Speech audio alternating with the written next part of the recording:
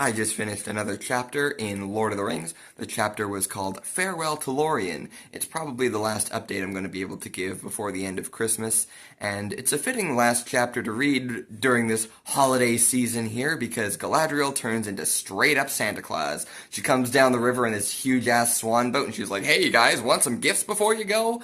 And so she gives the characters all of these very character-specific gifts, most of which are going to come in handy later, except for the 3 hairs that Gimli asks her to give her off her head or whatever.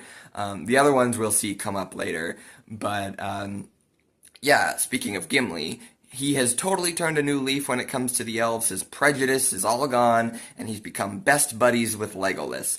I think they come to this silent agreement between them after visiting both a realm of the dwarves and a realm of the elves, that the realms of the elves are better, okay? Because they don't involve being murdered by Balrogs.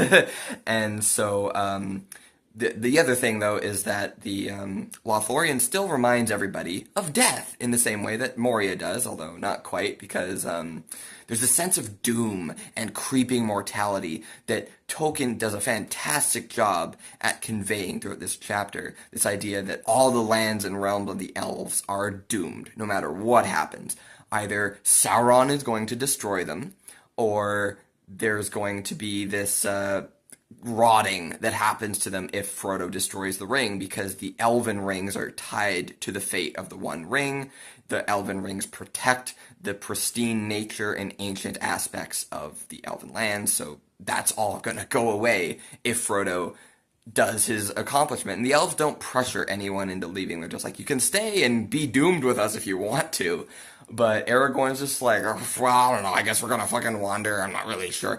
Aragorn doesn't have a plan. Only Boromir seems to be really dedicated to his plan of going to Minas Tirith, and it's clear that he wants to use the ring against Sauron, which is creeping out Frodo more and more and making him wonder about whether or not the Fellowship can even stay together. Now, there's this great set of lines that sort of closes the chapter off that I kind of want to share here, where they're about to leave, they're on their boats, and we get this. The travelers sat still without moving or speaking. On the green bank, near to the very point of the tongue, the Lady Galadriel stood alone and silent. As they passed her, they turned and their eyes watched her slowly floating away from them. For so it seemed to them.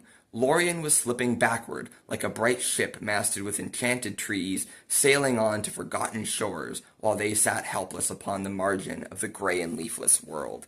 It's this really great transition and reference to the doomed aspect of the elves. But yeah, on that cheery note,